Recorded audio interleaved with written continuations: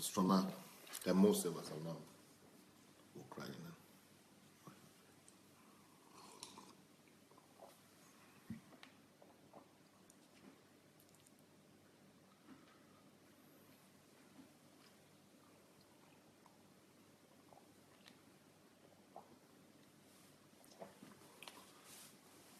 Sheikh Fatima, welcome.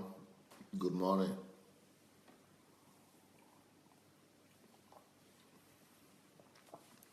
Ngoya, Sharis, Mayowa.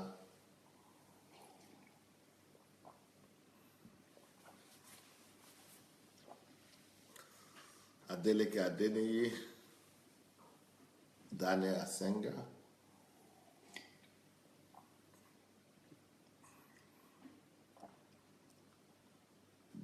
Kennedy Festus.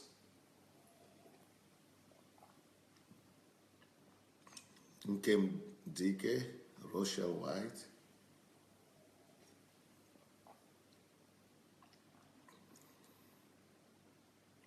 Bosse Fayajola, Debbie Juwe, Purity Life, T.Y. Moore, Alewu Okwa,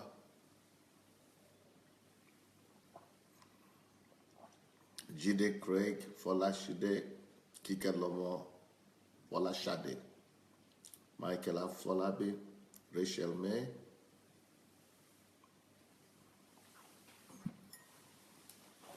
Lola Shurunke, Murumbe, Anastasia Duale. Well, welcome everybody. It's nice to see all of you again. Please, let's go and do one or two things before we start our teaching today. Let's go look for the share button. Please go share the link, and don't just share it, press the like also. It's good to like the program. If you like the program now, your friends will get a notification. So if you want your friends to get a notification, share the link and like it.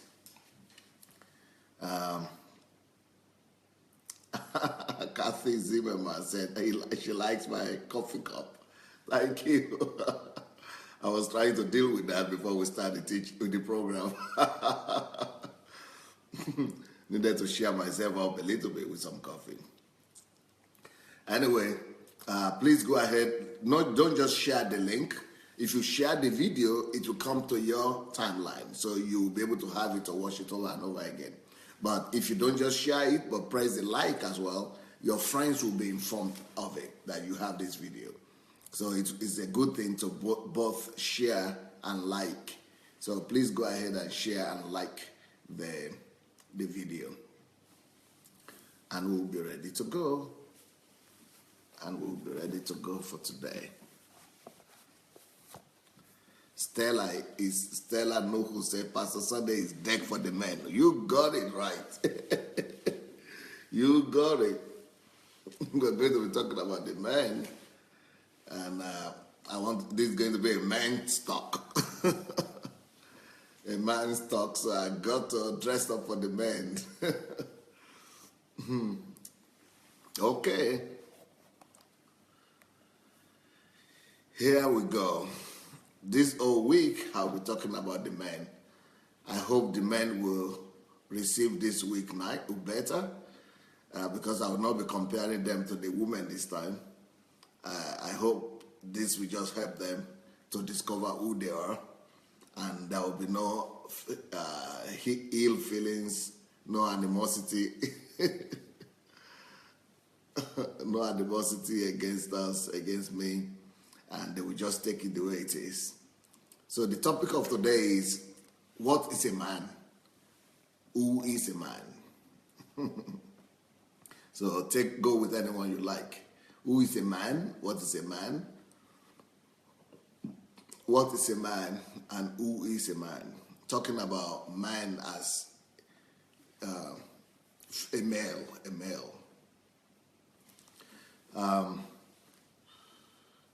One thing I want you to know about talking about men is that with what I've been hearing and some of the things that I've seen in my short life, I cannot help but keep on going back to the phrase of my brother and friend, Miles Monroe, who said, if the purpose of a thing is not known, abuse is inevitable. It applies to everything. In my house here, I have seen people, some of my helpers in the kitchen, come to my house to help me do some things, and they see these kind of handkerchiefs on the table, and some of them don't know what it is for. And you know what they do with it? I've seen them took my handkerchief like this, because after using them, I put them somewhere on the table. I've seen them taking the handkerchief and using it in the kitchen. They use it to wipe the table, to take the hot plates, and to just do all kind of things in the kitchen they want to do. So when I got there and I saw, these are my handkerchiefs. What are they doing here in the kitchen, carrying hot, not plates, what do you call it? Hot hot pots, and is it pots you call them? Flannels? What is flannel? Is that flannels you call them? Anyway, so they told me, but it looks just like what they use what the ladies use in the kitchen. They use to wipe the table and to carry the hot stuff. I said, wow. This is not for hot stuff. It's also for hot stuff, but it's for hot me.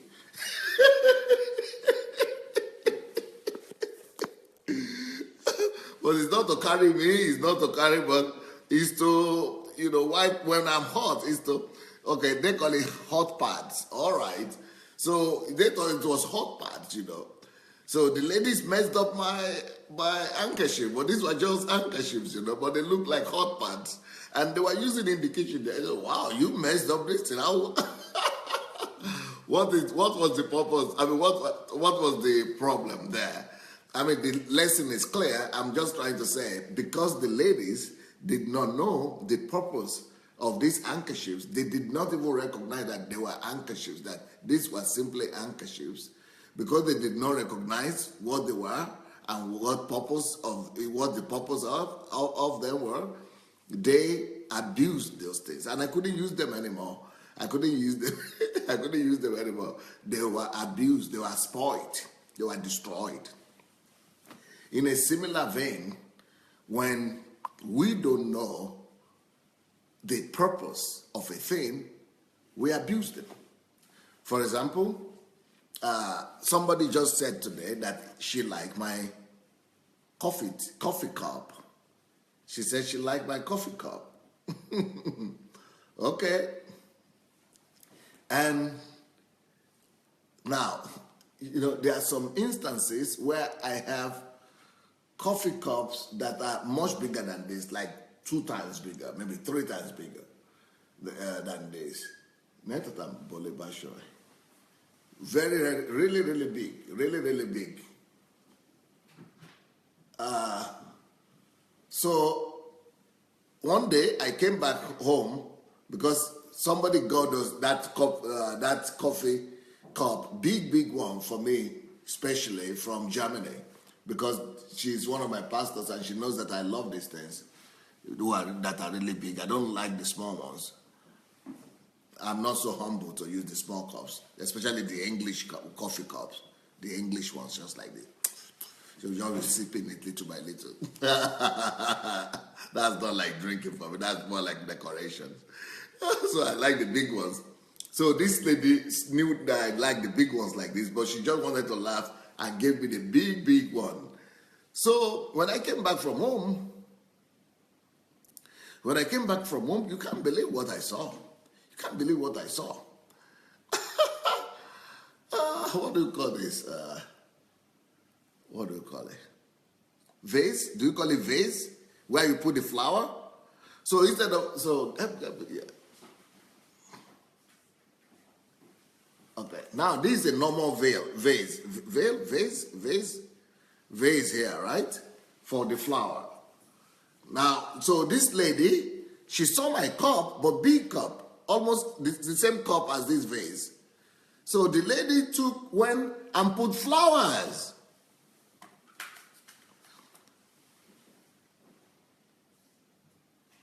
The lady went and put flowers and sand, some soil.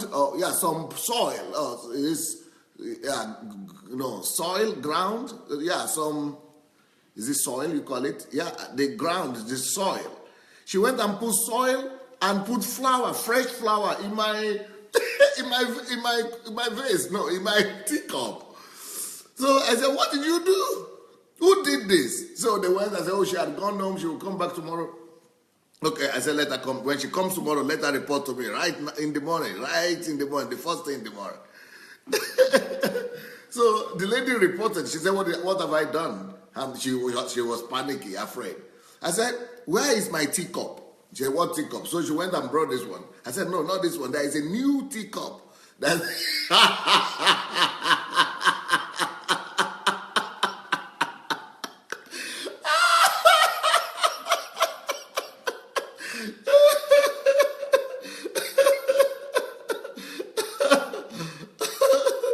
So there is a new teacup that somebody just brought from Germany.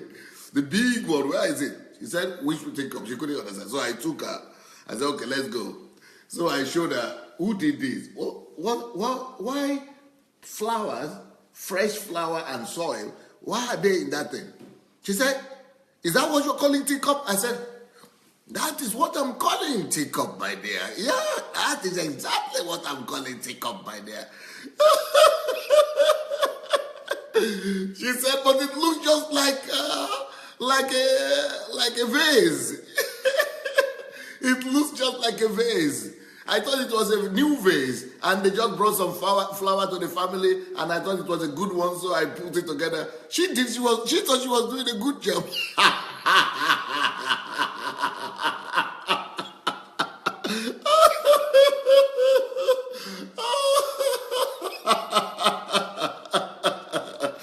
She thought she was doing a good job. She thought she was doing a good job.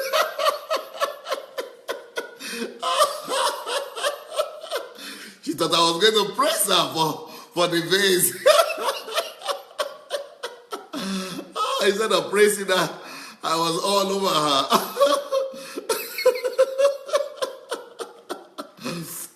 So you have two examples now. One example with my vase, with my teacup that was turned into a vase, and another example with my handkerchiefs that was turned to hot pad and table towel or whatever you call it. What did they call that? Table something. Or kitchen towel or kitchen. Yeah, they turned into something. Something in the kitchen. Yeah, I think kitchen towel.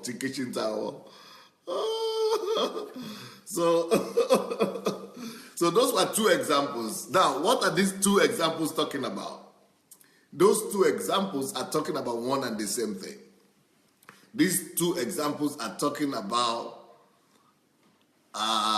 abuse. When the purpose of a thing is not known, the natural thing that comes out of that is an abuse. When the purpose of the cup was not known, it was abused. Now, of course I couldn't use that cup anymore. I'm still sorry that cup, I don't know why it even disappeared. The lady took it and I couldn't use it anymore. But anyway, the abuse is inevitable when the purpose, because the ladies didn't know the purpose, she abused it. The other lady from the kitchen, she also saw some of these things. She also didn't know the purpose, she abused it. She abused them. So what am I saying? The reason why I'm saying all this is not to laugh, is to is to communicate, all right? Now, we are talking about men this week. Men. using the example of the cup and using the example of the towel, that is how I see men these days. I hear all the stories about men. I see the way men treat themselves. I see the way men treat their lives. I see the way men treat other people's lives. And I see a lot of vices. I see a lot of failures. And I see a lot of abuses. And all this abuse is connected to one thing, my dear. All these abuses are connected to the fact that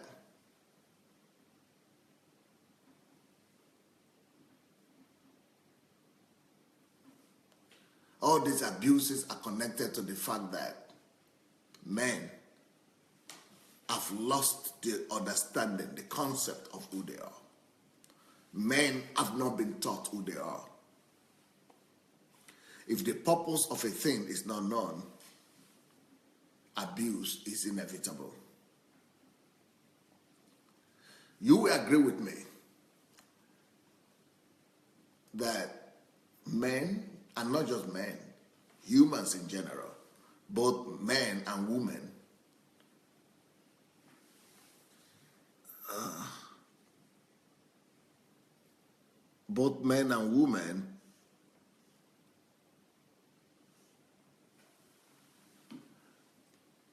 we have a problem in our world today. And the problem we have is that nobody has told us who we are. We have not been taught and we have not been educated about ourselves. Let me tell you something about the world we are living in. Every man and woman has been told to study chemistry, physics, biology, mathematics, English language, ecology, arithmetic. Nobody has told us who we are. They have told us to study. In fact, in my country, Nigeria, where I come from, if you don't pass 2 subjects that are compulsory, you will not even get admitted into any college. You need to give exam and pass English language and mathematics, I think. So in some places it might be different, but you are made to study everything and anything, only those things that don't have relation to who you are. They don't tell us who we are. Because the world system is not interested in letting us know who we are. They don't tell us who we are because if you get to discover who you are, you will rebel against the oppressor. They don't tell us who we are because the world system is built in such a way that we are just supposed to be going through the system. We are only supposed to be going through the systems. Just go to school, give exams, go and get a job to service the system. The whole idea is about keeping the system running. So, but they tell you only about what you will get. Just like the colonial masters that come to Africa to colonize Africa, then get some few Africans, give them the form of education they need so that they could become clerks, they could become messengers, they could become servants for the white man. So they are taught to read and to hear English and to carry out the instruction of the oppressor. So, but they think, wow, I'm now dressing like the white man. I'm now hearing their language. I'm now, getting some salary.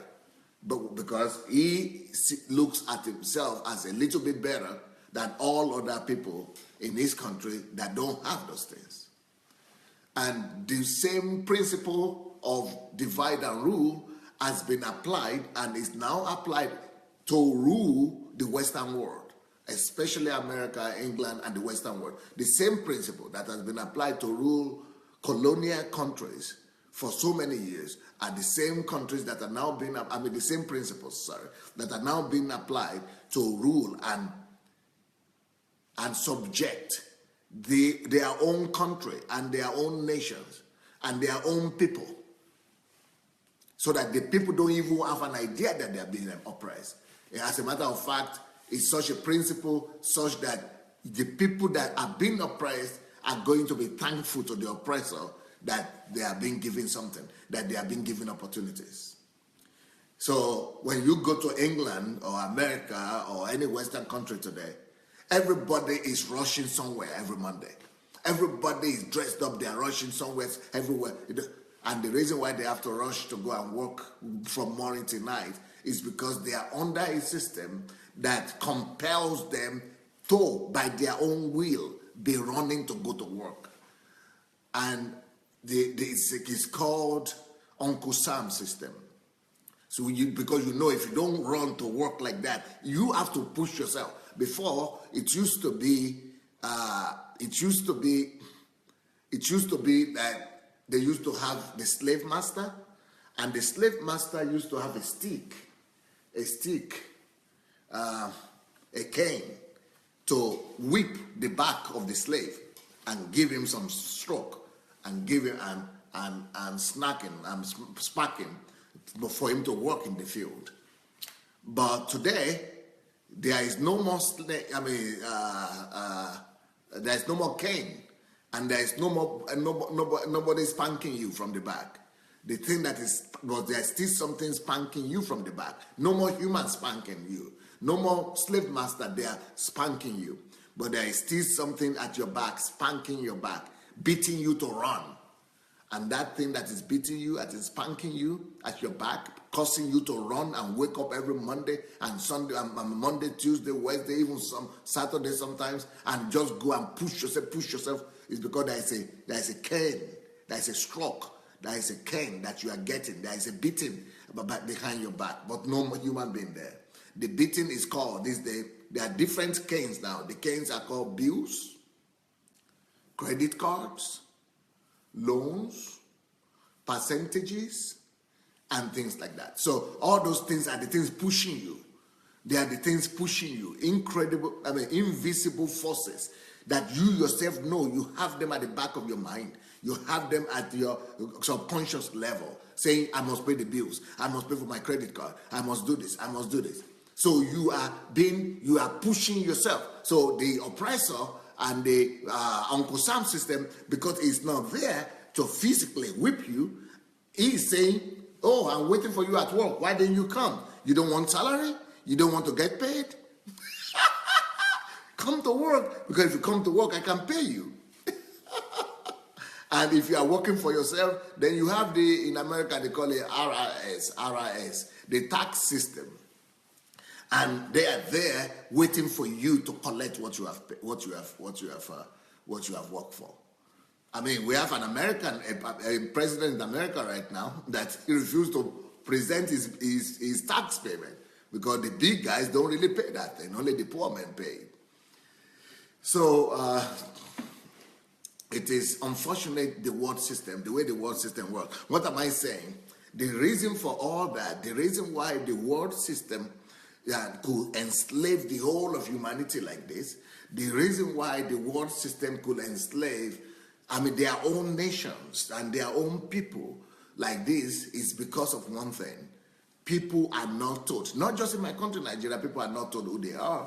Anywhere in the world you go to, the world system is not interested for people to be told who they are, especially men. Men are not being told who they are. Men have not been told who they are. They are told to go and study. First of all, you go to primary school or whatever, kindergarten. We go to kindergarten, and when you go to the kindergarten or whatever you call it, nursery school, they start by saying you have to learn to read. So you learn to read, they say, oh, you are educated, so you are congratulating yourself. But really, then they send you to primary school. Then primary school, they send you to university and or college. And they make it competitive. Why? Because they want to get the best servants and slaves to service. You are just like raw materials, just like before. In the industrial time, in the industrial age, it used to be cotton or wools. They used to put wools in the machine, or wood, trees, wood, to get energy, to get energy, fuel, to get fuel. But now the fuel is human being. They call it human capital. It's unfortunate. Do you know what they call it? They call it human capital. Human capital. Human capital.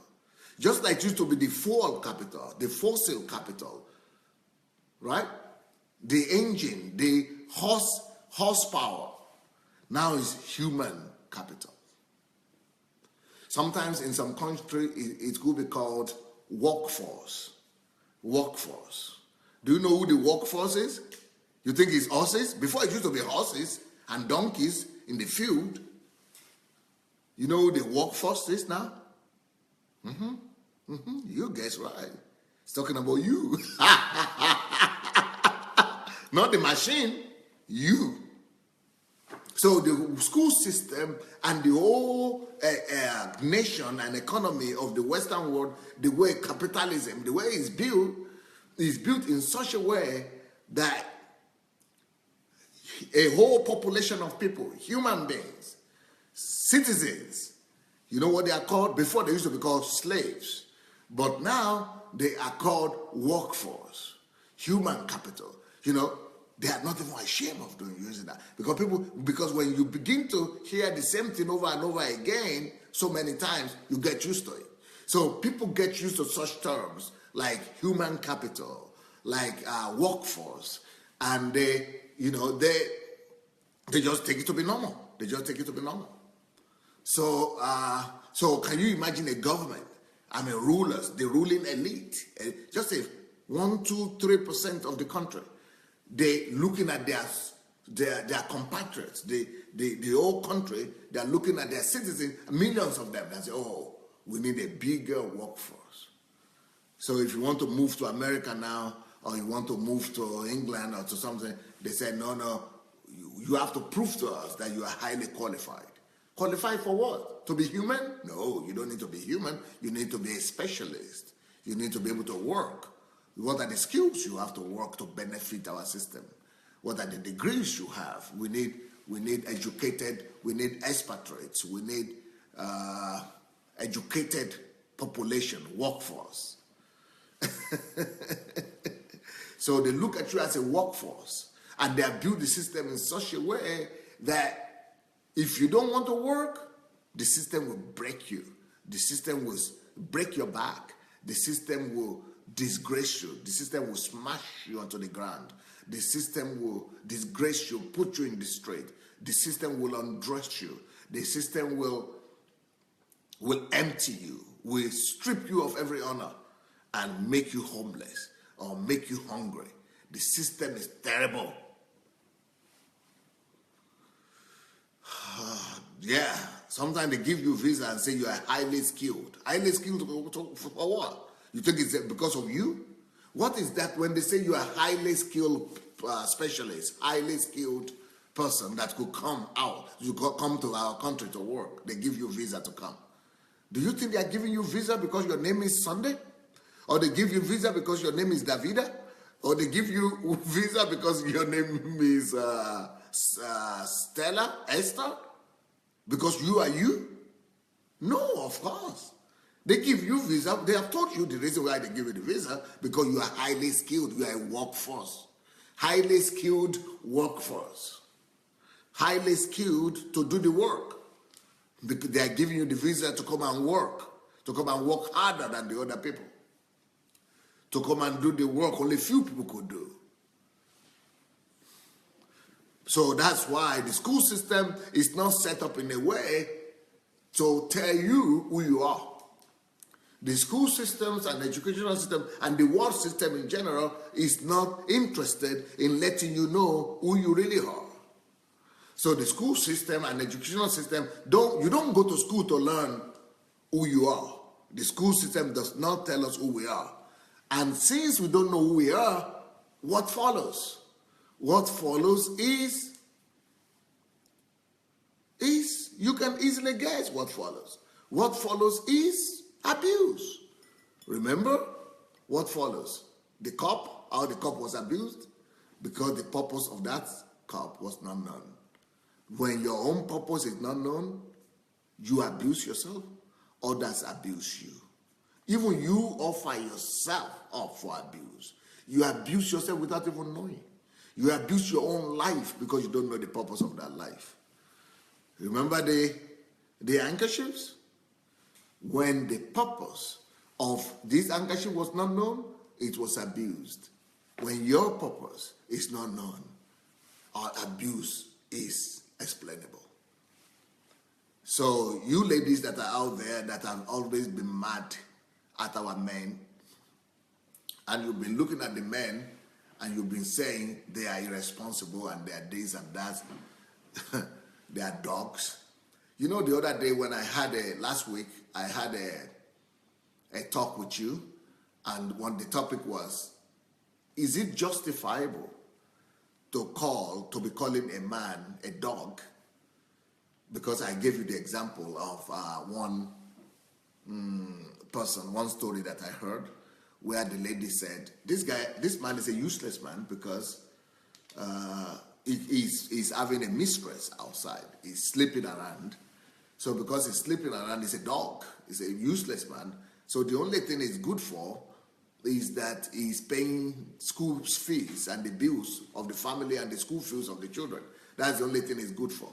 So I came here and I said, even though we are against men who sleep around and who sin, because the sin is going to hell, but is it proper to call men dogs just because, he's sleeping around? At the same time, while you are calling him dogs, you are calling me a dog. You are receiving the school fees from him for the school, to take care of the school, and you are receiving the bills from him to pay the housing and the bills and everything. So if he's a useless man or a dog, why do you receive? Why don't you just leave him and let him live like a dog? Why do you stay in that family, in that home, or why do you receive his money? Why do you receive his salary or the money he uses to pay for the bills and for the children's school?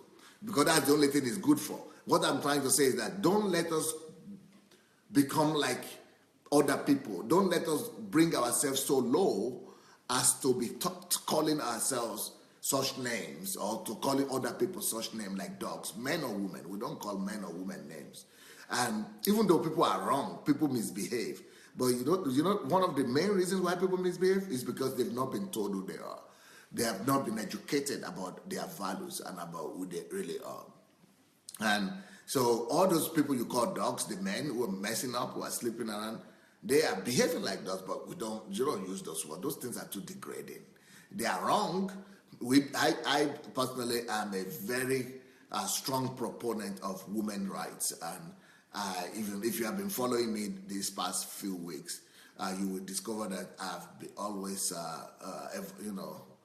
underlined the value of women and the importance of taking care of women. So I'm not against women. Do you know what? When I did that program and I said, don't call the men dogs, they don't qualify to be dogs, because they are good in other areas too. If it's good enough to pay the bills and it's good enough to pay the school fees, maybe it's not a dog after all. Maybe it's good for something.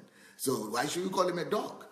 Do you know some people, some ladies who have been following me, who have been on this platform, who have been very active? They got so annoyed. They say Pastor Sunday is covering up for the men.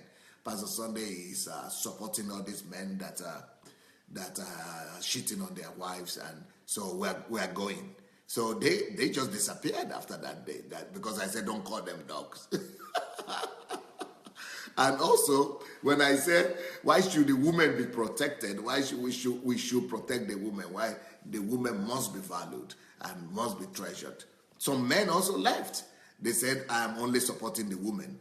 and they stopped coming to the platform. Because Pastor Sunday is only supporting he's only talking about the right of the woman. He's not talking about the right of the men. I'm not going to please. I'm not here to please anybody. I'm just going to tell you what I think and what I believe. I don't care either you like it or not. I'm just going to tell you the truth. So you like it, take it or leave it. Take it or leave it. You like it, you take it. You don't like it, you leave it. And I'm thinking, wow, these people who have left. You mean I just spoke about that thing one time you don't like. You don't even know so many other things I'm still going to talk about that will bless you big time. You don't even know many other topics that you still need to hear from this Pastor Sunday. And you take a permanent decision because of a temporary discomfort. That is a mistake that people make that nobody should make. So I want you to remember that phrase. Never take a permanent decision because of a temporary discomfort. Never take a permanent decision because of a temporary discomfort. So because I said something you don't like one time, and you are now saying I will never come back to that platform again, that ban is bad. You don't know what? Let me tell you what, with all humility, to lose Pastor Sunday, you don't even know what you are losing. Because I don't know if you are going to ever get any option like that in this old world. I know they are not. God always has the 7,000, but where are they? Where are you going to find them? How do you find them out? I don't even know any other person that has all this information in the first place. And secondly, I don't even know anybody that will be willing to give them out for you for free and be working out for you every day, 2 times a day like this. I just don't know anybody that will do that. So, and to be able to lock your door and smash the door and close the door and say, I will never listen to this guy again, that is closing the door of opportunities to your own self. That is locking yourself away from a lot of opportunities. I tell you that. I'm just being sincere, okay? Not because of me. I don't know you. I don't know your name. I only see some names here and your comments. I don't know who you are. I don't gain anything from you. You are not giving me anything. In fact, when those people left the platform and say, who is losing? I don't lose. You don't not giving me anything. You don't add value to me. I'm the one adding value to you. So you are not giving me anything. I'm not taking offering. I'm not taking tithe. I'm not taking anything from you. I will keep on talking anyway, and new people will keep on coming. So people who need it will still get, but you, when you lock yourself out, you never get to hear those information. And you will be suffering every day just because of the things you don't know. Because it is the things that we don't know that is killing us. It is the things that we don't know that is killing us. So there will be a lot of times when you will not like what you hear from me sometimes. But learn to temper yourself. Learn to control your anger. Learn to live by that principle. Never take a permanent decision because of a temporary discomfort or because of a temporary lack of understanding. Anyway, let's go back to the men. Not just the men, though. This is universal. So because of the fact that when we come to school, we are told to read chemistry, to read mathematics, to read arithmetic, to read this, engineering, business management, and all this. But they don't tell us who we are.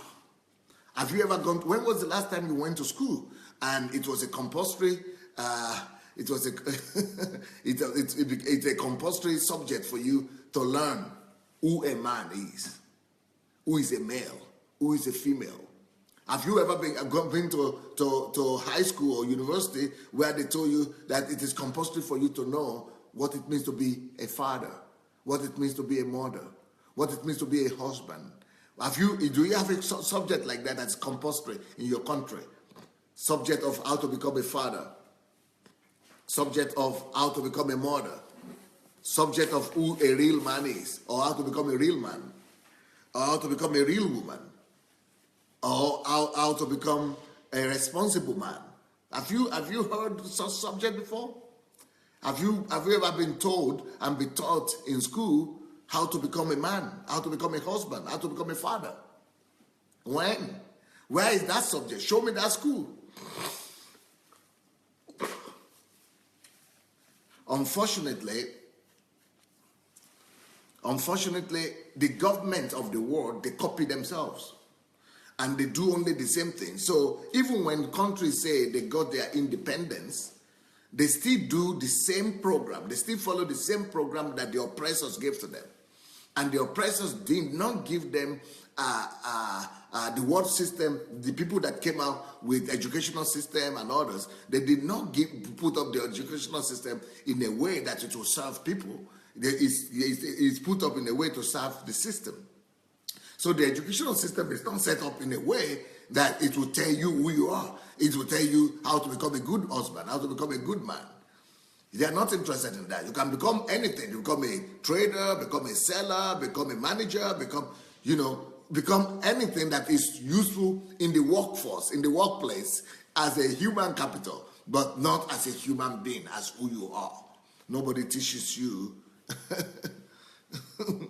Nobody teaches you to discover who you are. They teach you to be relevant. They teach you to be relevant in the workplace. They teach you to be relevant in the economy. Everything is about economy. All the educational system is about teaching you, getting you ready for the workplace, to prepare you as a workforce, to make you relevant everything is guarded by that. So you are just being looked at in most countries, human beings. Let me tell you about your own country. I don't know what country you are in and what country you are from, but do you think your country or your president or your parliament or your cabinet care about who you are? They don't even know you exist. Do you know what they know? They only know the number. They just count the numbers. Oh, we have 50 million people. Oh, we have 40 million people, 70 million people. You are just a figure. You are just a number in that statistics. You are just a statistic. And then they put this whole thing in such a way that you'll be able to you'll be in the system, bringing in some profit, bringing in some reward for the people who run the world. So what I'm saying is that the men that we have today, they are a picture of self-effort. The few men that have discovered who they are, they just discover by themselves, or God just had mercy on them, maybe through the Bible or something. But even the church is just doing, okay, why, you ask yourself, why is it that we do church the way we do it? Because that's what they know, because that's what we've been taught, that's what we got from somebody else, that's what has been passed on to us. So what I'm saying is, the church also is a system. And that system doesn't necessarily convey to you, most of the churches, they want you to work for the vision of the church. Most of the churches, they don't want to help you become who you need to become. Most of the churches are not working to help you discover your calling. Most of the churches are not helping you to bring you to your promised land and to help you know who you are. Most of the churches just want to use you to build the church. Most of the churches are doing the same thing, like Uncle Sam is doing. Most of the churches are doing the same thing the countries are doing. Most of the churches are seeing you as a workforce as well. Only you don't work in the church, but they see you as a contributor to the growth of the church. They see you as the one that is bringing the fuel. They still see you as the fossil power, the fossil energy, the money power, the financial power. So most of the churches are all about how many people we can gather who will bring their tithe and offering. So it's about you, what you can bring in. So most churches are working just like the world system. Most churches are working just like Uncle Sam. They make you to come and sit down every week so that as long as you are bringing tithe and offering. And they are not even caring about you becoming who God created you to become. And now they are not even bothering themselves about that. They are not teaching you or opening your eyes or helping you to discover what you are sent here for, what your calling is, and what you are supposed to be doing. And they are not helping you, taking you by the hand to take your promised land and to help you dominate that promised land. Most churches don't do that. Most churches are just using you and looking at you as one of the people that are supposed to be used to build up their own system. So, unfortunately, that is also another problem. So most people, just like the school system and the government, the world system, they are not interested in teaching you about who you are. So also are the churches. The churches too are not interested in teaching you who you are, because they are afraid. If you get to know who you are, if you get to know your calling, if you get to know your calling and who you are really, that you will go and start your own business, or you go and start your own church, or you have your own vision. So that's why in some of the churches, they don't even want you to have your own vision. They actually even are so bold to the extent of going to the pulpit and telling church members that you don't have the right to have your own vision. That you don't have the right to have your own vision. That if you have your own vision in this church, it is division. And that in the church there must not be division. Everybody must work as a slave for the slave master. But they don't use the word slave master. They just say, oh, only one vision exists in this church. All of you must be faithful and work for this church. So they coin some manipulative words like faithfulness, like loyal, like disloyal, like, all those kind of things, rebellion. And they make those things to put fear in people and control you so that you don't even think of having your own vision, that you don't even think of pursuing your own dream. You don't even think of becoming who God wants you to become.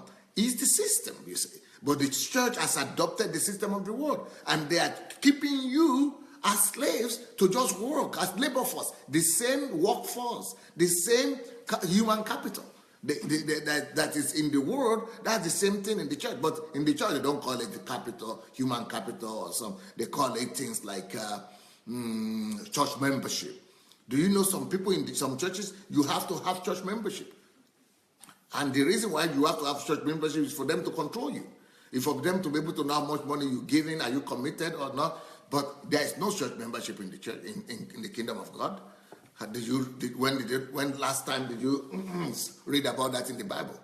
Did you read that in the New Testament, that the church in the Jerusalem had church members, or they have rolls that they were calling, or they have journals that they were using to call people's names? Of course, it's not scriptural to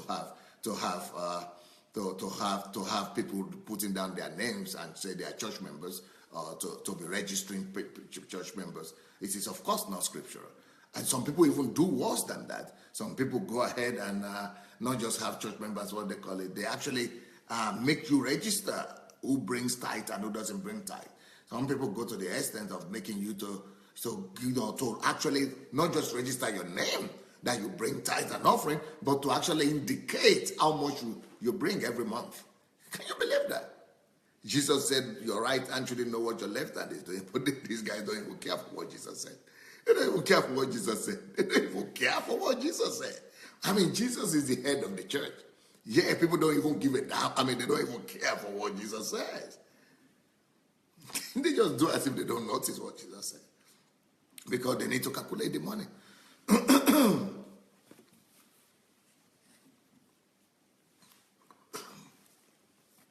So, a lot of stuff are going on there. But the idea is that people don't want you to know who you are or what your calling is. And, it's not about you. It's about the system. Either it is church system or country system, it's about the system. So this whole week, I want to talk about the man. Who is the man? Who is the male man? Who is the male? Who is the man? Who is the man? Who are we called to be? Who are we created to be? And who are we created to be? How are we supposed to function?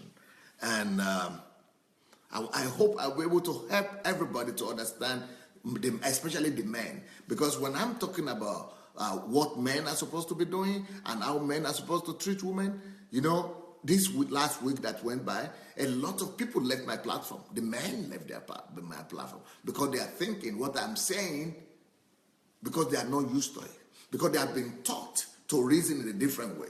So they are thinking I'm the one who is wrong.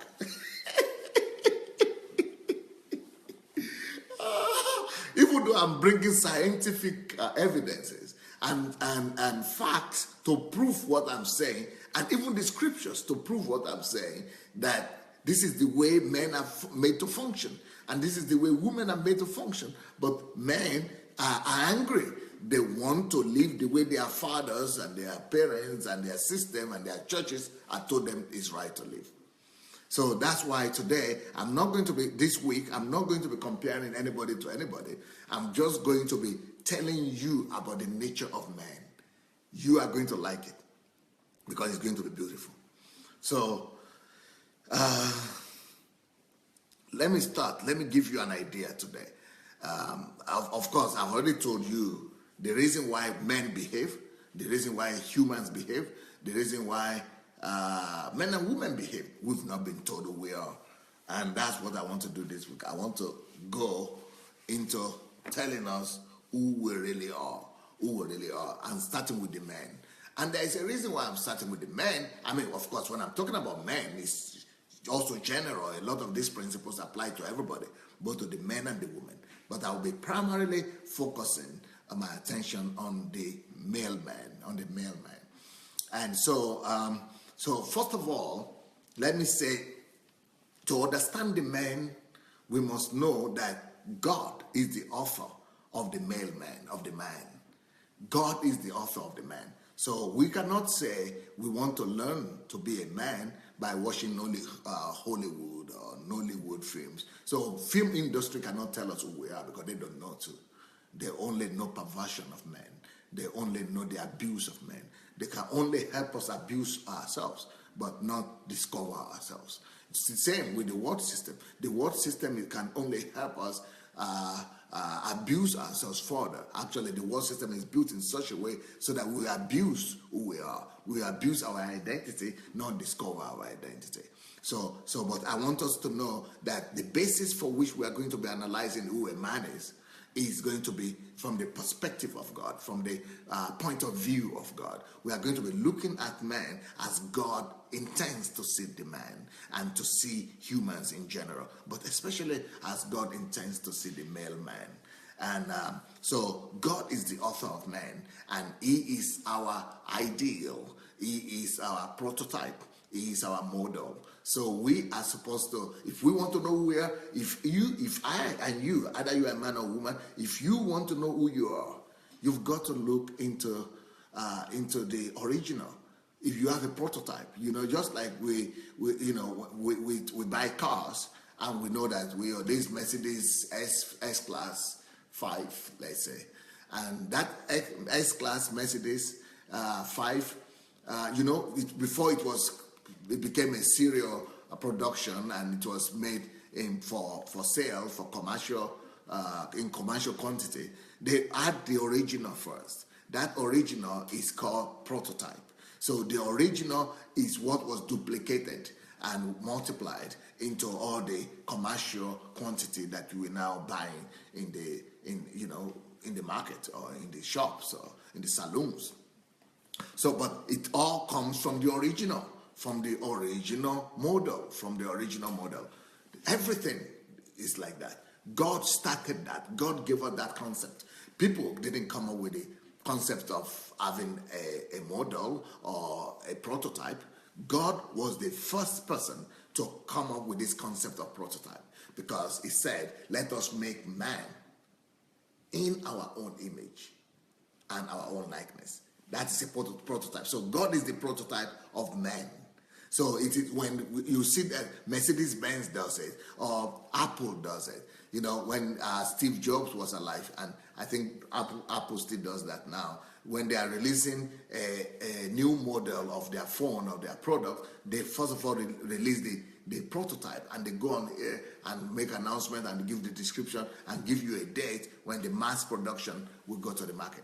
So that is talking about modeling. That is talking about prototype. But that idea and that concept of prototype started not with Mercedes-Benz, and it didn't start with Apple as well, and it didn't start with any human being on the earth. The idea of modeling something, the idea of having the original from which you make your copies and your series is actually coming from God. So God is the author of the idea of prototype. So God is the original prototype for humans and for the earth. So even everything that we are creating today, our industries, our cars, our televisions, our submarines, everything we have, we use today, is all coming from the prototype of what God had created. For example, if we are talking about cars, it's coming from the prototype of the speed of the horsepower, the speed of the animals. So it's a prototype of horsepower or the horse race. When we're talking about planes, it's coming from the prototype of birds, because birds can fly. That is where we got the idea, the prototype, that, okay, we could multiply, we could duplicate that idea of flying. So if birds can fly, we could choose something like that to copy it. So we are just copying everything that is God's original. So everything we have on earth is a copy. It's one way or the other a copy of what has been done in nature. So when we talk about submarine or ship that are moving in the sea and ocean, because we have the sharks, we have the whales, we have all those things are what was studied, the principles that made those things. It's what made us to come up with submarines and things like that as well. And we talk about computer, it's also a prototype. It's coming from the prototype of what God has created. It's a copy of the working of the human brain and human mind. So computer is an attempt to copy, the working of the human mind. So, a lot of things that we see and we think that people are the ones doing it and that people are the ones who are so smart, they are just a copy and a duplication of what God has already put in nature, one way or the other. So, so what I'm saying is that God is the original prototype for man. So if you want to understand who God is, who man is, who I am, I need to study my original. And just like, you want to study where this iPad come from, or where this iPhone come from, you need to study the original that is in the factory of apples. So the same thing. If I really want to know who I am, to discover myself, I must discover God. And that's something very profound that all of us must think about. To discover yourself, you must discover your Creator. To discover yourself, you must discover God. To know who you are, you must discover who your author is. So by discovering God, we are discovering ourselves. That is very, very important that we note. It's very important that we note that. So to discover yourself, you can never discover yourself until you discover who made you, until you discover your prototype. When you discover your prototype, you see yourself. It's just like a mirror. The mirror is what helps you to reflect back to you who you are. So when you look at the mirror, you see yourself there. So the mirror is showing you. So for you to see who you really are and who you are supposed to be, the Word of God is that mirror. That's why we're given the Word of God. The Word of God is a mirror that reflects back to you who you are supposed to be, who you are. But the prototype is God Himself. The prototype is God Himself. So there is no man or woman that will be able to actually function perfectly on the earth, that will be able to know how to function without knowing his original, his model, is the original model, the prototype from where he is made. So we are going to be looking at ourselves and discovering who we are from the prisma of God. From the eyes of God, and from the viewpoint of God Himself, because He is the one that made us in His image. So how did He make us? How did He make us to function? How did He make us to function? Who did He make us to be? Who did He create us to be? I'm going to tell you 3 things about man, and I'll be taking them one by one. Tonight, I will take the first one. Second, then I will keep on going. But let me tell you the 3 fundamental things you must know about the man, according to God's image and according to God's prototype. To discover who we are, for us not to abuse ourselves, we need to know who we are, who God made us to be. God made us to be 3 basic things as the fundamental things. 3 fundamental things God created the man to be. So like I said, who is a man? Who is a man? What is a man? So that is the topic of today. So I will just give you a snippet and a summary of who a man is and what a man is. God created the man, like I said, from his own prototype. He created the man from his own prototype. So in that creation, we could understand what we are supposed to be and how we are supposed to be. So three basic fundamental things, foundational things about the men, about how they are supposed to function, who they are meant to be on the earth, is what I will just share with you briefly, but I will go all this week, I'll be talking about it. Number one thing, the very first thing we discover about man is that the Bible says in Genesis 1:27 that God said, let us create man in our own image. And then it says God created man in the image of God. He created them, man and male and female, he created them. Now, but then we'll see later on in Genesis 2:7, no, is it 2? Yeah, let me see, that God created the woman, Eve, from 2:7. It said, and the Lord God formed man of the dust of the ground and breathed into his nostrils the breath of life, and man became a living being. Now it's talking about man, but the woman was also taken from the man. So it means that the man, even though God created man and woman at the same time, but they were all in one. So God, first of all, created the male man. And it was from the male man that he now created the female man.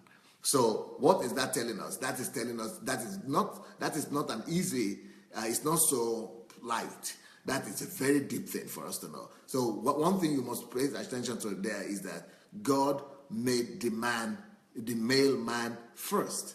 And from him, even though he made them at the same time, but he revealed him first, he manifested him first, and made the woman to come from him.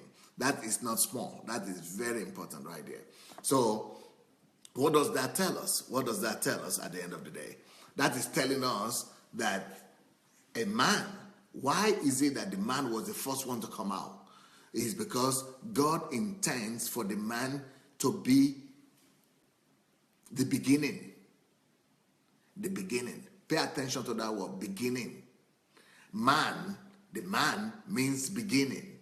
The man means foundation, initiator, source. So the word man, in the essence of it, means to be a procreator, a progenerator, to be the source, the beginning, the foundation. So whenever you think of the male man, I'm talking about the male now, the male man, you always should look at him as beginning, foundation. But I rather like the word foundation. Why? Because when you talk about foundation, you are talking about foundation for the home. Like this house where we are right now, it has a foundation. So everything that is built must have a foundation. So that's why when God was starting the human race, he had to have a foundation. And the foundation that he got was that we have men and women that were created at the same time to be the same. They have equal rights. But he needed to put one in the beginning, in the very source, in the very foundation of everything. And the one he put on the foundation of everything else is the man. So the man is the beginning, the foundation, the source. So that is very important. Because if you don't understand this basic fact about the man, you will not know. Like, for example, there is a guy here, I think Tayo is his name. Good guy. He's been very passionate and very consistent. Thank God he was one of the few ones who didn't run away. When I started talking about the difference between men and women. But he was very provoked by me, by what I was saying. And because he couldn't understand, but one of the challenges and the questions he threw at me is that, why then should we marry as men if men are supposed to do everything? If the man is supposed to be providing for the family, and the man is not supposed to be having support or help to provide for the family from the wife, why should he marry then if he's supposed to take responsibility for everything? Well, very simple, because it's the foundation. It's the foundation. Just like this, my house now. The foundation is what holds everything else up. So everything here in this house is based on the foundation. Everything must play its role. The roof has its place, the walls have their place, but the foundation has its place as well. And the place of the foundation is the place of the man. So because we are the source, we are the foundation, we are the beginning. So that is the place of the man. There is no way you could subjugate that, or you could underplay that. Any attempt to underplay the fact that the man is supposed to be the one lifting everything, carrying the weight of the house, is not to know God. We cannot run away from it. We cannot run away from that concept. So I will talk about that more in the evening. So the man as the foundation. What does that mean? And how can the man become the foundation? And act. And so that's why I say, when we go to school, just like this cup, that I use as an example, my maid, the maid in our house, didn't know the purpose of the cup that she saw in the house, and she abused it. The other maid didn't know the purpose of this towel, and she abused it. When a man is not told how he is made to function, when a man is not informed of who he is, even he himself abuses himself. Even he himself is too scared to become who he's supposed to be. He cannot function because he doesn't know that that's who he's created to be in the first place. He's not informed.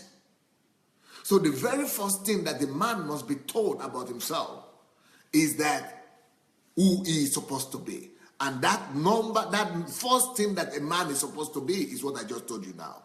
A man, the very fundamental, I'm talking to you now about the fundamental nature of the man, the fundamental demand, requirement, or destiny of the man. The very fundamental thing, the very first thing a man is supposed to be is to know and be aware that everything stands on me. The society stands on the man. The family stands on the man. The home stands on the man. The man is the foundation of everything. The man is the foundation. The man is the one that holds everything up. So a man cannot run away from that. You cannot be too scared and say, I don't know, because you've not been taught. So we are going to teach that, and we are going to mention that, and we are going to help the men to understand who they are supposed to be. You are not, you are created to become like that. You don't have a say on that. It's already in you. Everything is already built into your system for you to be able to become a foundation and to bear that and to be able to function like that. It is only when you function as you are created, that's when you are happy. That's when you become fulfilled. You will never, just like I said, for you to discover yourself, you must discover God. And God is the foundation of everything. Since God is the foundation of everything, and God made you, because it was the beginning also, it was also the source, God wants you to function like God. God wants you to just become like Him. As the man, God is giving us a privilege of functioning parallel like Him. That's why we need to study Him so that we will be able to know ourselves. When we discover Him, we discover who we are. And when you discover, so the very first thing you must discover about you, who you are, is that just like God was the source of everything, just like God was the foundation to all things, so is man. It's a place of privilege, first of all, before it is a place of responsibility. So it's a place of honor, and it's something we must embrace and be thankful and be grateful for as the man. So that is the first thing that we are supposed to be as the man. And the second thing that we are supposed to be, the second fundamental things, I'm telling you about three fundamentals about the man. The first fundamental about the man is that the man is made to be the foundation in all things. of the society, of the home and everything. So a man must see himself and must know, I am a foundation. I am created to be the foundation. I take responsibility, but it's a privilege. I act like God. So that is the very first thing that a man must know about himself. The second thing that a man must know about himself is a man must also know the second fundamental thing that the man is supposed to be, is that the man's authority, a man is a person of authority, all right? Men own authority. Authority belongs to the men. But that authority must start from little things. Man has authority. Like the Bible says, for example, that the head is the head of the family. Man is the head of the woman. Husband is the head of the woman and all that. So man has authority. So to be a man is to be a man of authority. To be a man is to have and walk in authority. Now, what does that mean? So to be a man of authority means that that authority of the man is not conferred upon us. A lot of people think that because God said the man is the head, it means that it is conferred upon him to be the head. It doesn't matter what he does and what he doesn't do. No. But the authority of the man, I'm going to be talking about that tomorrow. The authority of the man comes from his ability to evolve. Because it says, when God told him, be in my likeness and in our image, he made man in his image and likeness. Then the next thing God said is, be fruitful, be multiply, and subdue the earth. So, it's evolving. It starts with fruitfulness, multiplication, and subduing. So it goes, that's the way authority of the man is supposed to evolve on the earth. So your authority is not just coming automatically. That have dominion. You don't just have dominion immediately. You only have dominion after you have been fruitful. You only have dominion. Even after you've been fruitful, it's not yet time for dominion. After you've been fruitful, you still must multiply. Even when you are multiplying, that doesn't qualify you for dominion yet. But after you multiply, and then you must subdue. It is only after you subdue the earth, then you have dominion. So that's the way it's supposed to work. Authority of the man is supposed to work. Yes, man is supposed to have rulership. Just in the family also, or anywhere. You don't just automatically have authority in your family just because you are a man. You are just a male. You just come, I'm a male, so everybody must listen to me. That is rubbish. Study the way it's supposed to be. The way it's supposed to be is this. You have to do something. You have to produce something. For example, just like I have somebody here. Time is against me. But I will talk to you more about that tomorrow. But it's just like saying, I give my wife flour one time when I said, I love you.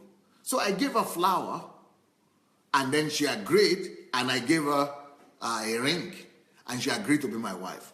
And I said, now I am your husband, so you have to obey me now. Wives, obey your wife, obey your husband as unto the Lord. That is rubbish. She doesn't have to obey me just because I gave her flour one time. If you are going to follow the model operandi of God, the model operandi of God is, and the way he has spelled it out for us as the men to have authority is this. Your authority will come, not just because you are a male, your authority will come not just even because I said it. It's not enough for you to have authority. For you to have dominion, to have authority, to have rulership on the earth, there is a process to it. And that process comes with you being fruitful. So the fact that I gave my wife that flower and that ring is just being fruitful. It's just the beginning, the first step. I must multiply those acts of kindness. I must multiply those acts of love. I must on daily basis multiply those gestures of care. I must multiply. He said, be fruitful, but if you are only fruitful, you will never have dominion. For you to have dominion, you must go from just one-time act. So when men are just one-time shooters, when men just do one little thing for their wives and they are expecting the wives to honor them, to respect them, and to obey them, it will not work. It doesn't work that way. The woman doesn't respond just by one-time gesture. You must be persistent. You must be continuous. You must go from being fruitful, from being kind to her, one-time attention and say, I love you and everything. But you must go from there to multiplying that kindness, to multiplying that acts of that gesture of love. You must now begin to multiply that attention to her. You must now multiply that. So you must not just be fruitful one time, but you must go from fruitfulness to multiplication. She must be overwhelmed by your goodness. She must be overwhelmed by your kindness. She must begin to see your gesture, your acts of kindness from every direction. That is when a woman is totally overwhelmed by your love and subdued by your love. But even multiplication is not enough. So it's not just one time being good to the woman, one time or here and there. You must multiply that good, and then you must make sure that that good is is spread about. It must be multiplied. It must have multiplication effect. Only after that, she herself will so willingly submit herself to you. She will so willingly follow you. You will not need to be telling her or reminding her that, oh, I am the head of the family here, so you have to obey me or you have to listen to what I said. It will come naturally to the woman because you have paid attention to her from every direction. So much you have overwhelmed her with love and with acts of kindness. So that is how the authority of the man comes. The authority of the man comes by being fruitful, multiplying the effects of the fruitfulness, and that's how it subdues as a result. So you subdue her by love. So men don't just have authority automatically. And this is not just in marriage. This is in everything. For you to be, for example, Mercedes-Benz is one of the greatest car producing company in the world. But they don't just become a great car producing company by producing one car one time and just stopping. They kept on releasing new models. They kept on multiplying. Apple also, the company Apple, Microsoft, they don't just become great by producing one thing one time. This is a principle of greatness and a principle of dominion in all things, everywhere. And this starts with the man. God showed this principle to the world starting from the man. So it starts from the man. Men must know that their authority doesn't come because it's conferred upon them. Their authority doesn't come because somebody told them that men, it's not automatic.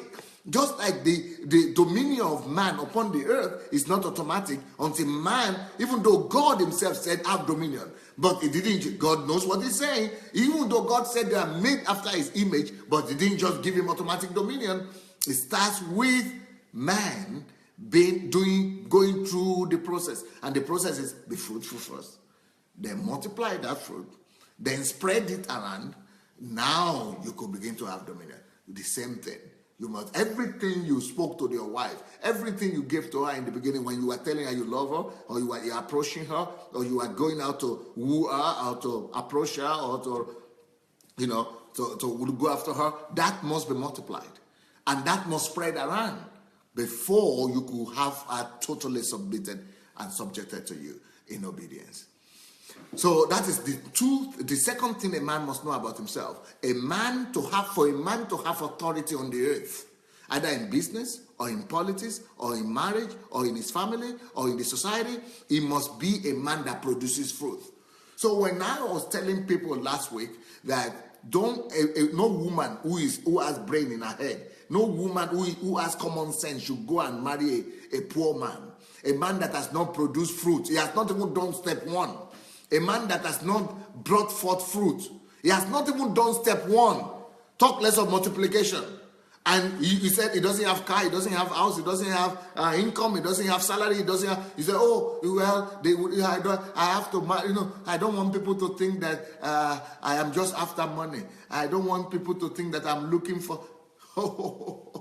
you better look for something. You better look for fruit.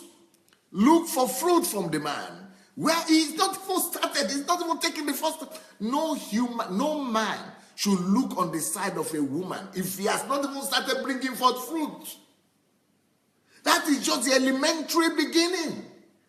And that is even not enough for him to be respected. He will only be respected after that fruit has been multiplied. And after that fruit has not just been multiplied, has been spread across. You must be able to see the fruit of his life. Not just to say, oh, I don't want people to think that I'm just after the money. Oh, well, he doesn't have anything, but God will provide. Let God provide before you said yes. It's not God. God has already provided everything. God has done his own part. But that man, can you imagine, after God told them to be fruitful and have dominion in Genesis chapter 1, in Genesis chapter 2, he took them to the farm. He took the man to the farm and said, that's what the Bible says. The Bible says, let me show you. In Genesis chapter 2, the Bible said he took the man that he created. Is that 2:15? Then the Lord took the man and put him in the garden. He took him to the farm.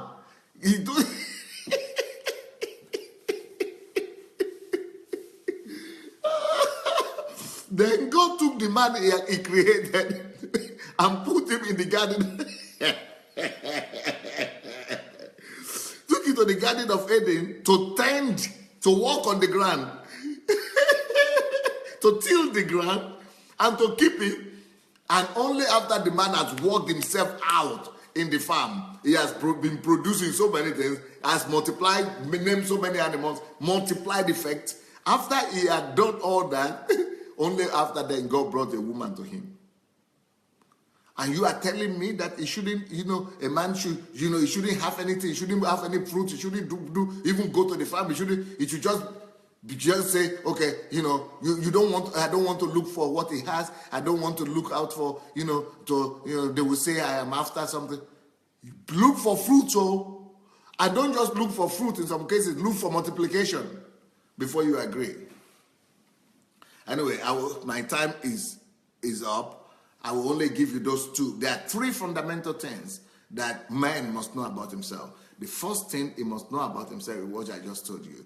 That man is that is a foundation.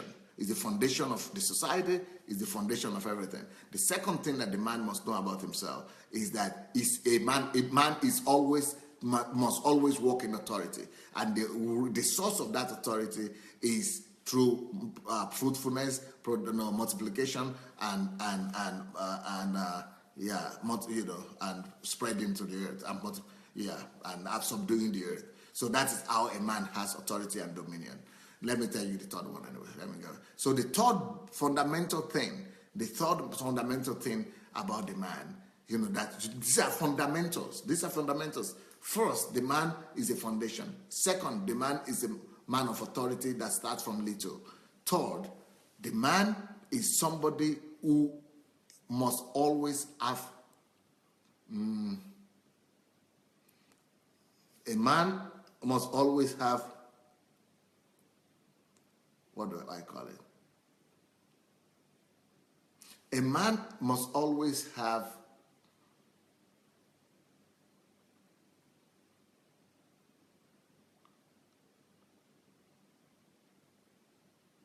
a model.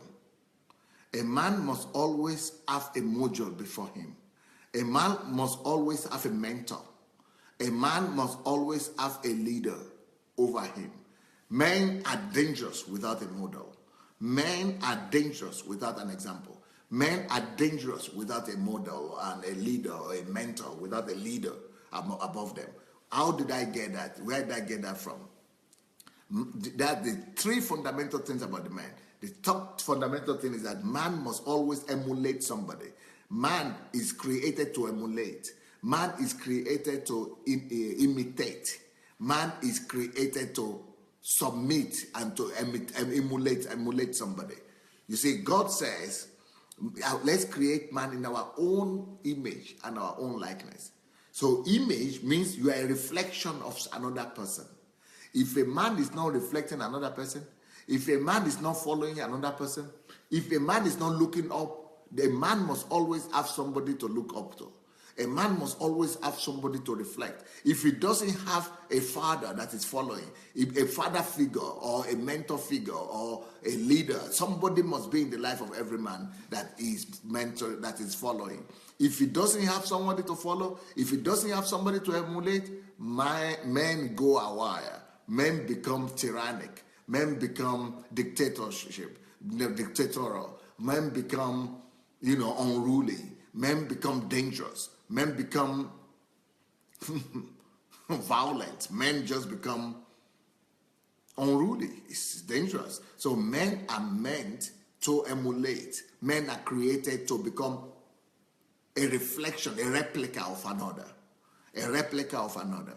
Of course, the original person that we're all supposed to emulate is God himself. We are all supposed to be emulating God. We are supposed to be reflecting God. But man, at the end of the day, is supposed to be reflecting somebody. Who are you reflecting? Who is your father? Show me your father, I will show you who you are. Show me your leader, I will show you who you are. Show me your mentor, I will show you who you are. Who are you reflecting? Who are you following? Who are you reflecting? But the ideal picture is to follow God Almighty. The ideal picture is to reflect Jesus. The ideal picture is to be a follower of God. So anyway, those three things are the very fundamental things men must know about themselves. One, a man is a foundation. Two, a man is a man of authority that has his authority starting from little. Three, a man is supposed to emulate and reflect another's glory. And that's what Jesus said. I didn't come to seek my own glory. I come to reveal and reflect the glory of my Father. So anyway, let me see what people have been writing. My time is up, I guess. Ooh, wow, long time. Okay. Let me see what people have been writing, okay? I will go back and read some of your comments.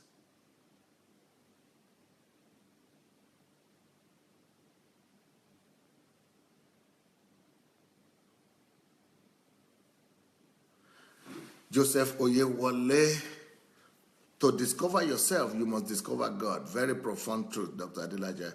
We are the reflection of God. Your functions and make you, your very essence is God. And the more you discover God, the more you understand who you are, right?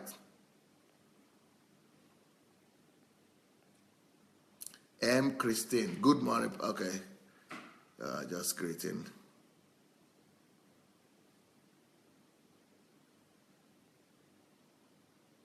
Davida says, most people say woman was created second. Both male and female were created at the same time. Yes, they were both in the same body. That's true. The woman was given a body later as she was brought out of the original creator. Yes, I agree.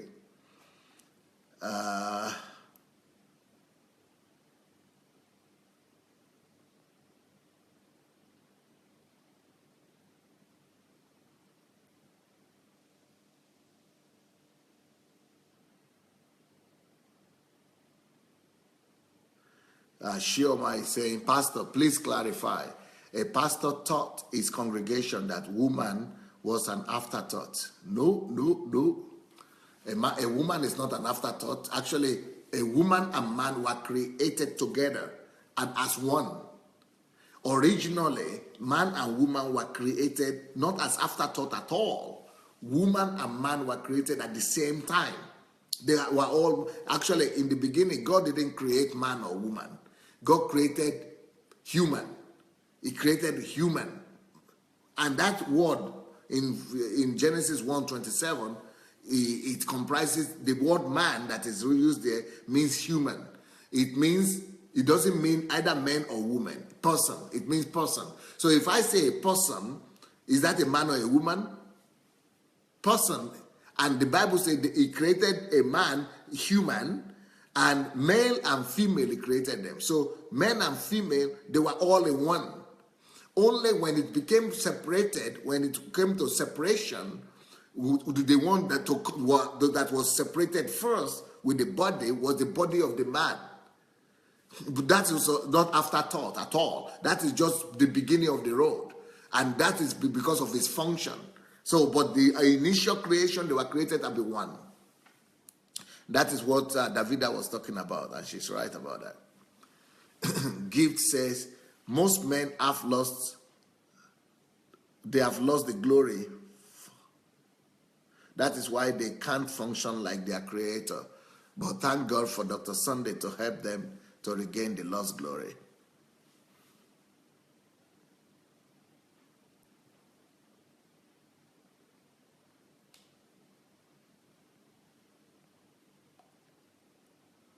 Nelly Rowland.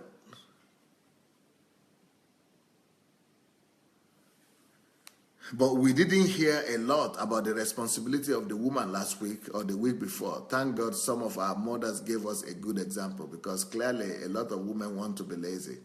Well, the week before, I spoke a lot about the woman and about responsibility of the woman and how women need to get themselves ready before they consider marriage. So you might need to go 2 weeks before Nelly Rowland to be able to get what women must know. I think that's what it's called. What women must know before she considers marriage or something like that.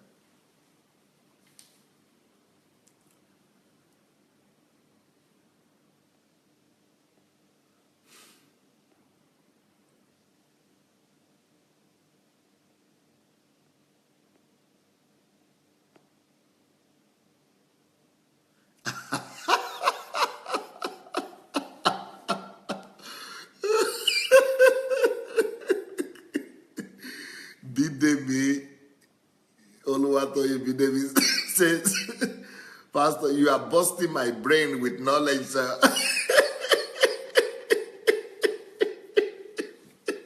I am shaking in my chair. Busting your brain with knowledge. You are the man now, so you are going to teach you to become a man.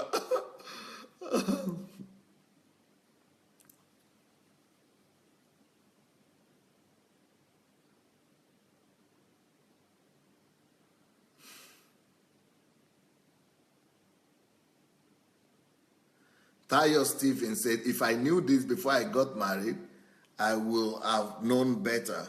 Knowing them after many years of marriage is a big hit, but better late than never. Yeah, that's sincere. That's sincere, you know.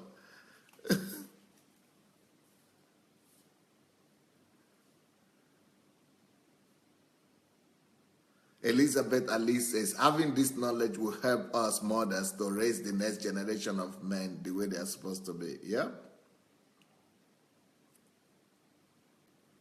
Ifi Sandra Ushe said, please, our men, don't just listen to this, put them into practice. Yep, I hope so.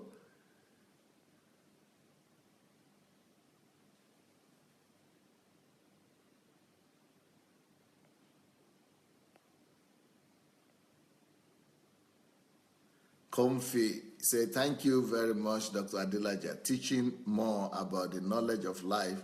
God bless you. Thank you.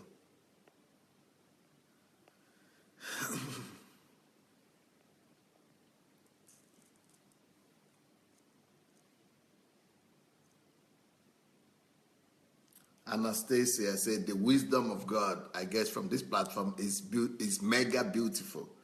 It's beyond words.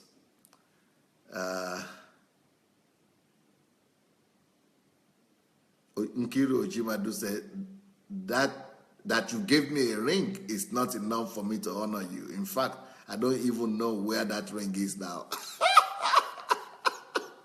The ring is not the glue that holds marriage. So true.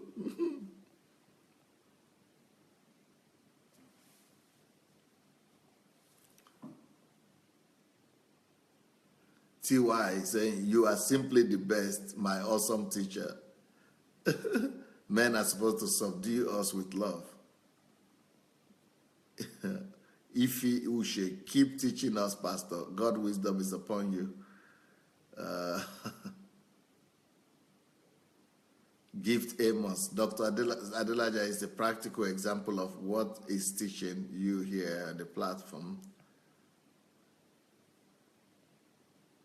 Odunayo, men must demonstrate their act of love before they can have dominion and authority. It's not automatic, right? Mabel Ambuge, this wisdom is from above. Right on, Dr. Adelaja. Thank you.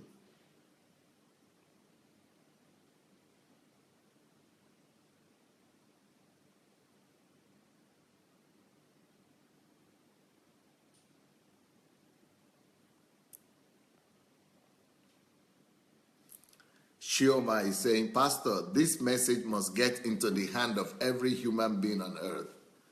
Well, let's go and share it. I don't know if you have shared the link to this message or not, but let's obey the words of Shioma and go and share the link and press the like also, the like button, both the buttons. I'm sure you have both the like button and the link to share the message. Let's go and share the link and press the like button as well. She says that every human being on earth must get a copy of this message. So let's distribute it. Let's copy it. Let's distribute it. And when you are sharing the message, make sure that you write some comments on it. Make sure you write some comments.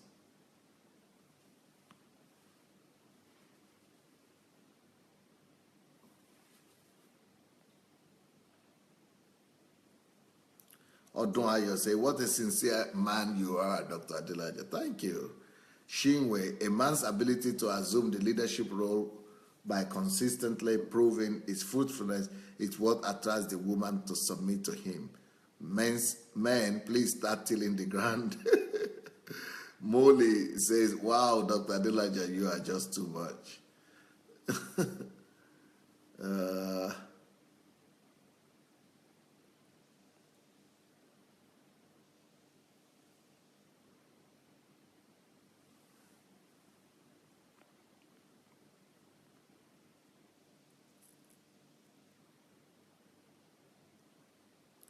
Martins Kwazema say, aha, okay, now I get the reason the men who ran away did so.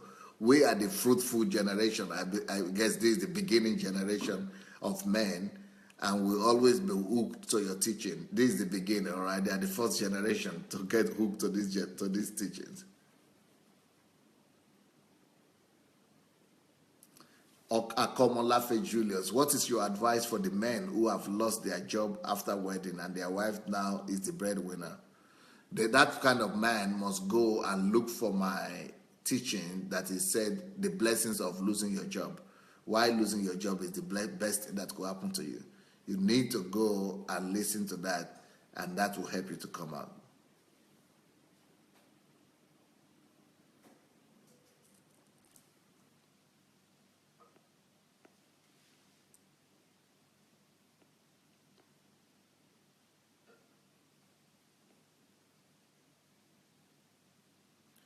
G.D. Craig said, I totally agree, Dr. Adelaja. Men need mentors. Oladele said, iron sharpen iron. Elizabeth said, we have so many fatherless men all over the world running around like wild animals. Yeah, that's so sad.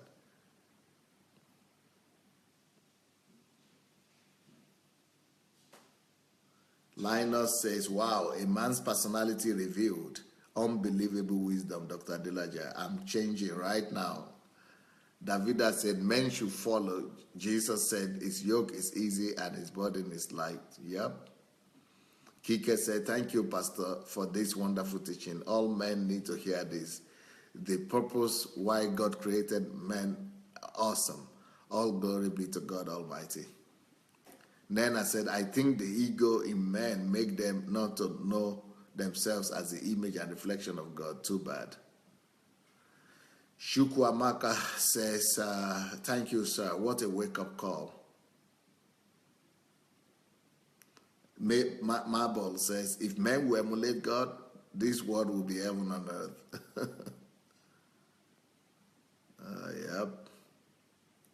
Anastasia, Pastor Sunday, there are no words to express deep gratitude in how you are indeed shaping us to be true reflectors of God and generous in our generation.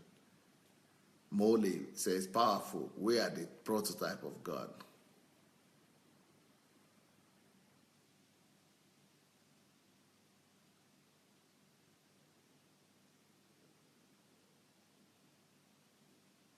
Shinwe says, hallelujah, Dr. Adelaja has revealed unspoken truths for men.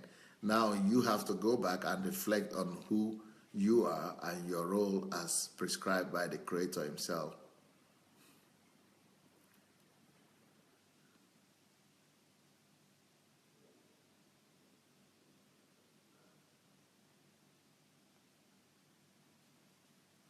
Shioma says, thank you, Pastor, for liberating our world with these teachings.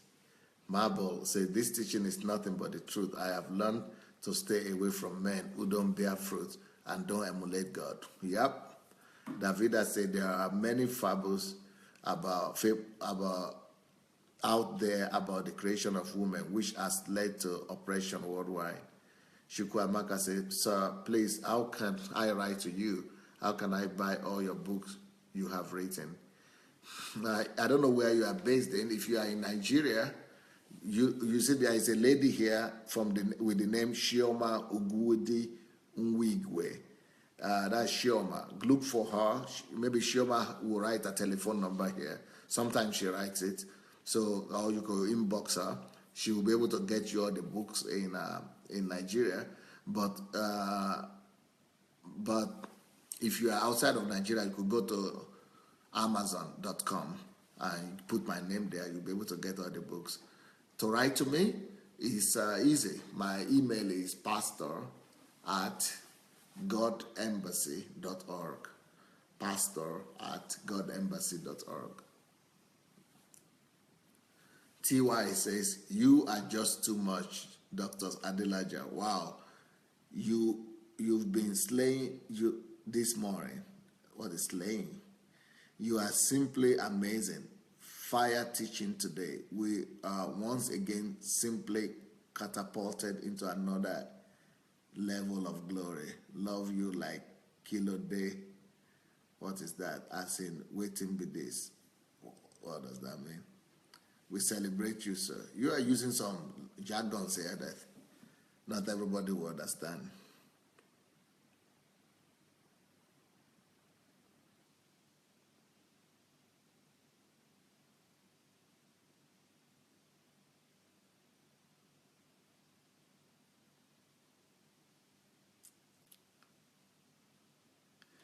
Ali Elizabeth, Pastor, I salute you 100%. It's high time the men get it right. Love you, Scatter.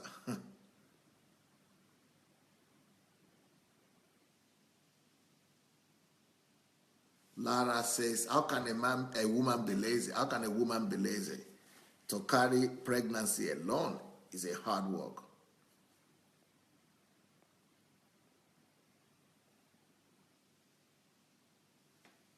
Caller K, is a big struggle if a man does not know who he is. Mentoring from the kingdom principle is the only solution. Thank you, Pastor Sunday. Oladele said, life is a race. We run and practice every day to become better. You don't run and win once. It's a continuous improvement.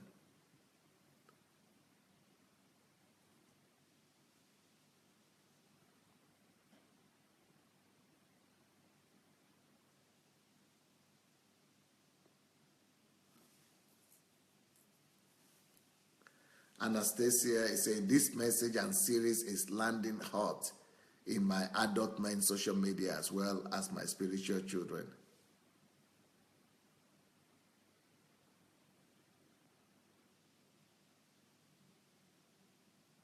Afolabi Victor, your authority is in your leadership. You cannot exercise your authority if you are ignorant of your leadership.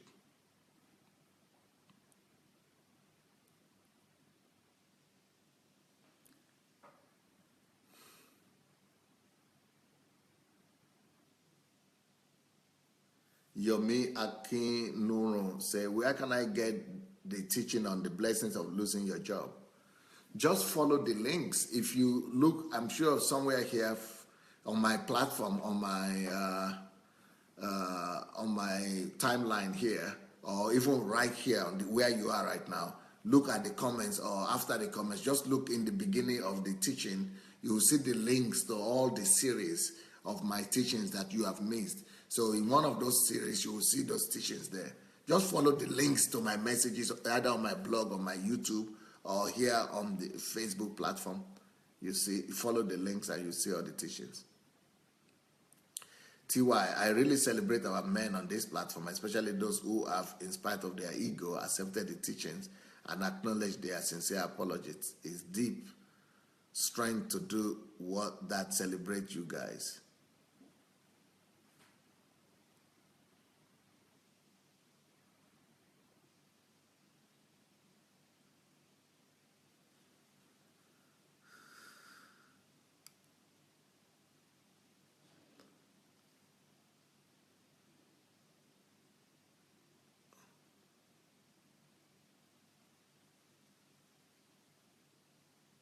Regina de Saglor, every man and woman should know this before getting married. Thank you, Pastor Sunday. God bless you for this message.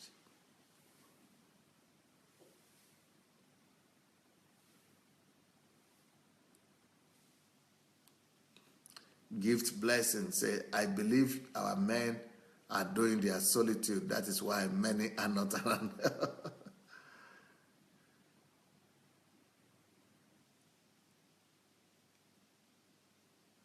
All right, everybody. It's been nice being with you today. If you didn't hear the message or you missed it, please go ahead and